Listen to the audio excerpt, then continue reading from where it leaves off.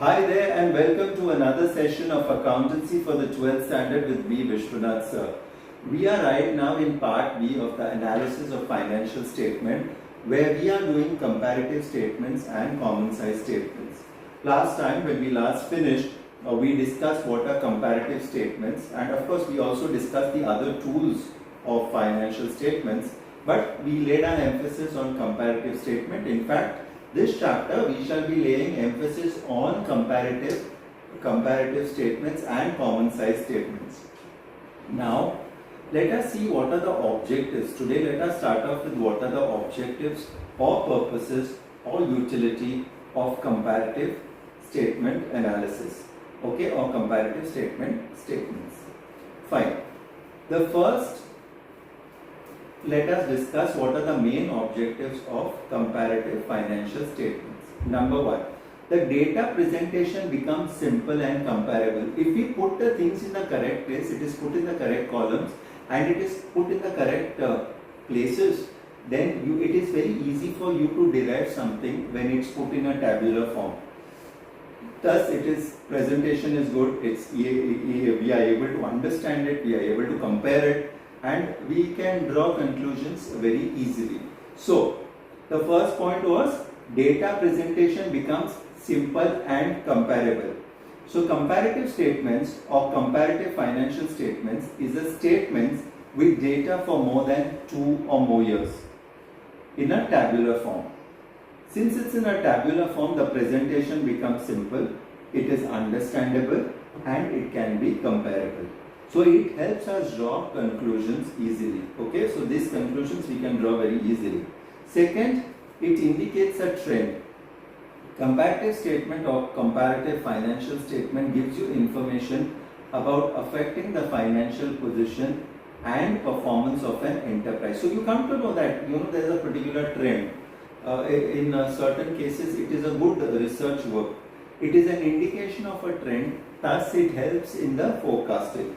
Okay, so trend, it indicates a trend. Just repeating, comparative statement or comparative financial statement gives you the information about the changes in the financial position and the performance of an enterprise.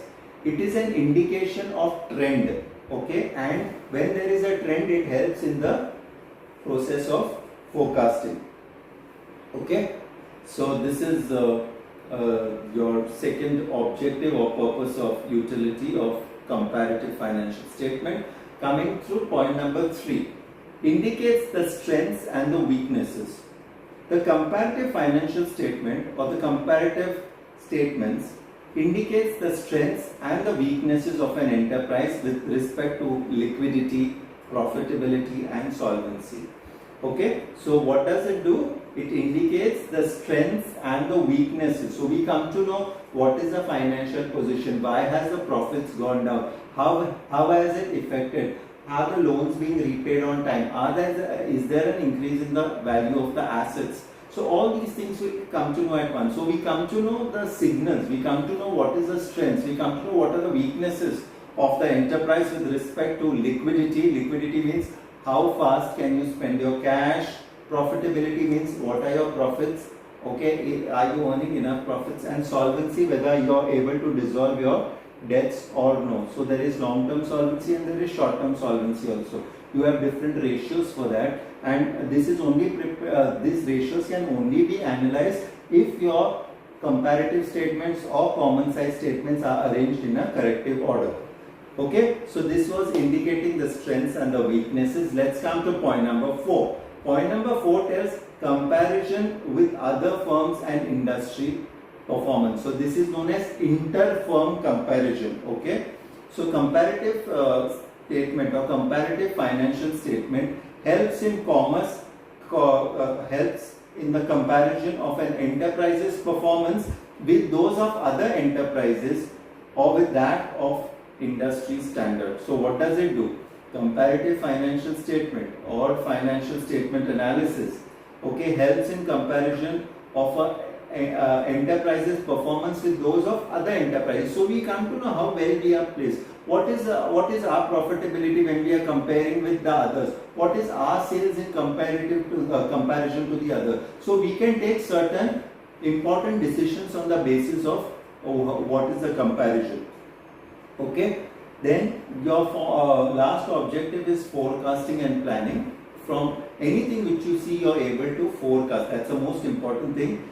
So analyzing the changes and the trends in the financial data of the previous year helps the management in forecasting and planning. Okay, so you come to know in advance what all to do. Okay, so forecasting and planning, it helps in analyzing the changes and the trend in the financials. So in the previous year, what has happened, you shouldn't keep on repeating what has what did happen now. Okay, so I am repeating, what are the objectives or the purposes or the utility of comparative financial statement. Number one, the data presentation becomes simple and comparable. So you are able to compare your data very easily. Number two, it indicates trends. So what has happened over the years? So you will come to know a particular thing happening. Okay, like for example, if you are talking about woolen clothes, you will see the uptrend in the month of in the winter months from October onwards. Next, it indicates the strengths and the weaknesses. So how to go forward, utilizing your strength, how to reduce your weaknesses, all that can be, these decisions can be taken. Then comparison with the other firms and the industry performance. So when you are trying to compare with different firms, you will come to know how you are faring and what is your capacity to do better, or have you done better than them. Okay, and finally forecasting and planning. Okay, so these are the things which have to be taken into consideration. Okay, these are objectives or purposes or utility of comparative financial statements. From here, we move to what is known as the importance of comparative financial statements, and for whom it is useful and for what reason it is useful. Okay, let us come to the first one, shareholders. Shareholders are basically the owners of the company, and time and again they take decisions whether to hold the shares of the company or not, or to sell them off. The comparative financial statement is important because if they know that their company which they have invested the shares in has got a good potential to grow further, okay, they will hold on to the shares. But they know that, okay, it has reached a peak and now it's showing a downward trend, it is better to sell and come out rather than, not get any profits. Okay, so the shareholders are the owners of the company, and time and again they will see to it that, certain decisions which whether they should hold the shares or they should, do away with the shares. Coming to the importance, point number 2, decision and plans. The management of a company is responsible for the decision making and formulating plans and policies. Therefore, there is always a need to evaluate the past performance and effectiveness of the past actions to realize the company's goals.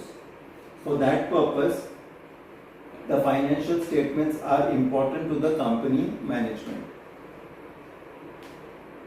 Then we come to the lenders. The lenders also need to know whether it is safe for them to get their monies back, and whether the company is providing them with all the important decisions what the company is taking, so that they are at safe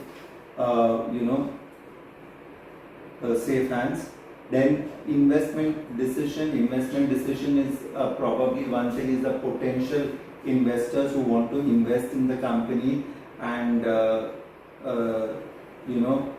they also need this important information in regard to the comparative statements, which will make them understand and analyze whether to stay on or not with the particular company. Okay, so repeating the importance of comparative financial statements, it's important to the shareholders. They know whether to hold or sell their shares. The decisions or plans are based on the past performances and the effectiveness, so you know particular trends. The lenders who have lent money, like the banks and the financial institutions, okay, whether they should take more interest or less interest, because if a business seems to be falling apart, then it doesn't make any sense. They have to withdraw their money from the particular business. And finally, you have the investment decision, where the prospective or the potential investors take this into account. Okay, so what we did today was our objectives or purpose or utility of comparative financial statement, and we also did what was the importance of comparative financial statements. I end this session here. Thank you so much for being there. This is Vishwanath sir signing off.